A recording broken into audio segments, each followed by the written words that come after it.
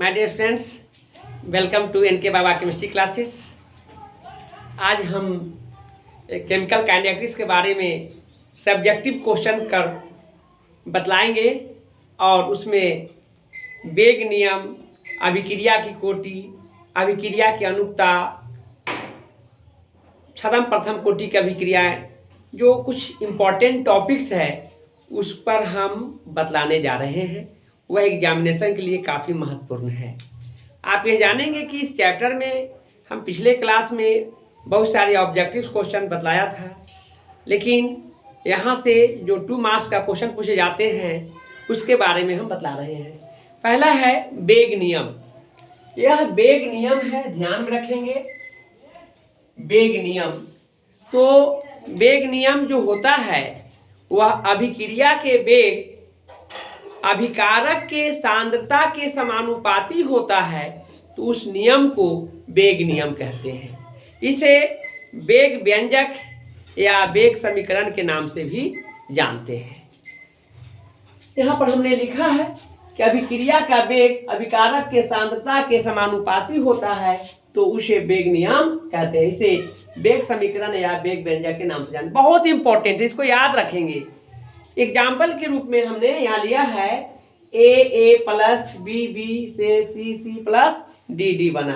इधर वाला को अभिकारक कहते हैं और इधर को प्रतिफल कहते हैं। लेकिन परिभाषा में हमने बतलाया है कि अभिक्रिया का वेग अभिकारक के सांद्रता के समानुपाती होता है, प्रतिफल का नहीं होता है। ध्यान में रखेंगे।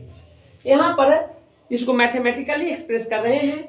वेग समानुपाती ए की सांद्रता के पावर ए इंटू बी के सांद्रता के पावर बी।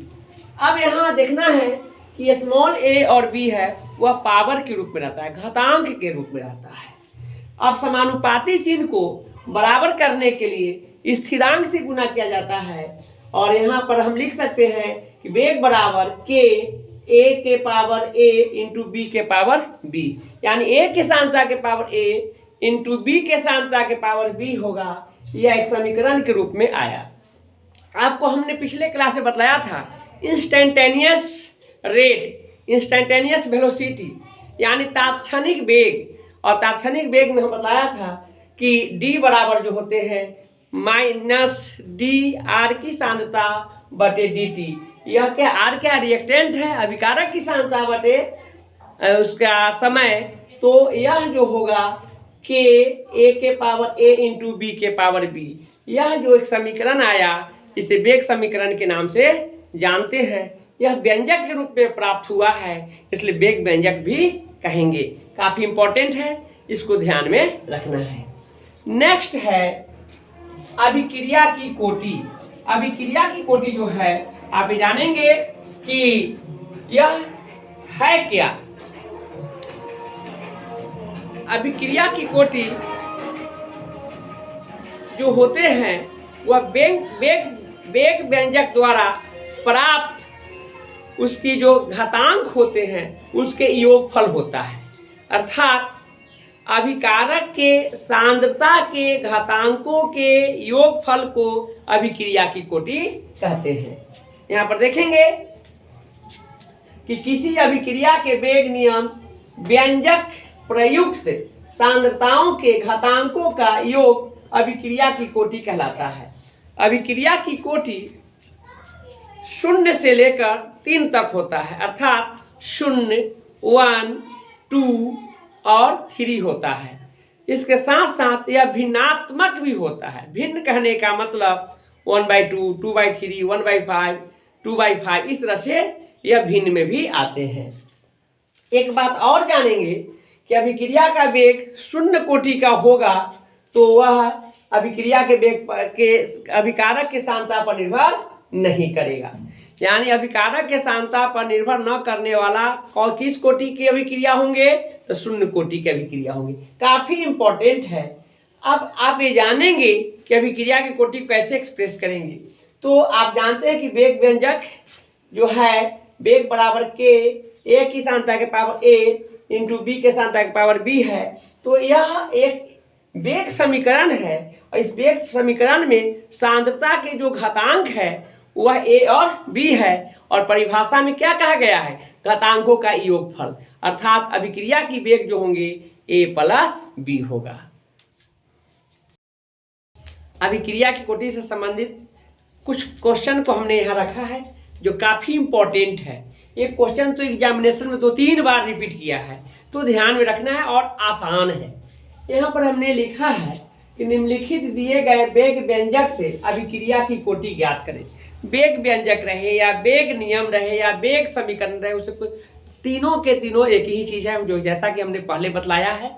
तो यहाँ देखिए, वेग बराबर के ए की सांद्रता के पावर 2 इंटू बी की सांद्रता है, और सेकेंड है वेग बराबर के ए की सांद्रता के पावर 1/2 इंटू बी के सांद्रता के पावर 3/2 है। फिर है तीसरा है वेग बराबर के ए की सांद्रता के पावर 3/2 इंटू बी के सांद्रता के पावर -1 है। चौथा है वेग बराबर के ए के सांद्रता के पावर 1/2 इंटू बी के सांद्रता के पावर -1/2। तो यहाँ पर आपको बतलाया गया है कि वेग व्यंजक में जो उसका घातांक होता है उसको कुल योगफल अभिक्रिया की कोटि कहलाता है। तो हम लोग यही देखना है कि उसका जो घातांक है, पावर, उसको जोड़ देना है। बहुत सिंपल है, इस बात को ध्यान में रखना है। तो यहाँ देखिए, एक पहला है वेग बराबर के ए की सांद्रता के पावर 2 इंटू बी की सांद्रता। तो बी की सांद्रता पर पावर नहीं है, यानी एक पावर है, एक पावर को लिखा नहीं जाता है। तो यहाँ क्या हो जाएंगे, अभिक्रिया की कोटि 2 आप प्लस कितना है 1, कितना है 3 हो जाएंगे। यह कई एक बार क्वेश्चन पूछा है, ध्यान में रखेंगे, क्वेश्चन बैंक में देखेंगे, बहुत बार क्वेश्चन पूछा गया है, तो इस बात को ध्यान में रखना है। नेक्स्ट है वेग बराबर के ए के पावर ए के सांद्रता के पावर ए इंटू बी के सांद्रता के पावर 3/2।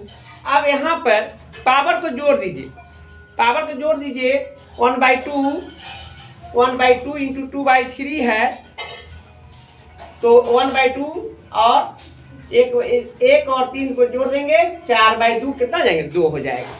नेक्स्ट है वेग बराबर के ए के पावर 3/2 इंटू बी के पावर -1, जोड़ने पर कितना आएंगे, ये 1/2 आ जाएगा। इस प्रकार अभिक्रिया की अनुक्ता की बात करते हैं हम। तो अभिक्रिया की जो अनुक्ता है वह अभिकारक के मोलों की संख्या का योगफल होता है। यहाँ पर देखना, अभिकारक के मोलों की संख्या जो है उसका योगफल को अभिक्रिया का अनुक्ता कहते हैं। एग्जाम्पल के रूप में हम लिए हैं HI को I2 plus H2 plus I2 में, यह समीकरण है। इसमें कितने मोल है, 2 मोल है, इसलिए अभिक्रिया की कोटि क्या हो जाएंगे, अनुक्ता कितने हो जाएंगे, 2 हो जाएगा। अभिक्रिया की कोटि में पावर के जो पावर होते हैं उसका योगफल होता है, और अभिक्रिया के अनुक्ता में जितना मोल होता है उसका योगफल होता है। दोनों में यदि अंतर पूछा जाए तो ही लिखा जाएगा, कोई दिक्कत नहीं है। अब हम आपको यह बतलाना चाहते हैं कि अभिक्रिया की जो कोटि था उसके शून्य कोटि, प्रथम कोटि और द्वितीय कोटि का हम एक टेबल बना दिए हैं, और उस टेबल के माध्यम से उसका एग्जामिनेशन में क्वेश्चन पूछे जाते हैं, उसको आप लिए याद कर सकते हैं। यानी वेग स्थिरांक की इकाइयाँ में क्या है, अभिक्रिया है, कोटि है, वेग स्थिरांक की इकाइयाँ है। अभिक्रिया कैसा है, शून्य कोटि की अभिक्रिया, यानी कैसा कोटि होगा, शून्य कोटि का होगा, और इसका मात्रक क्या होंगे, मोल पर लीटर पर सेकेंड।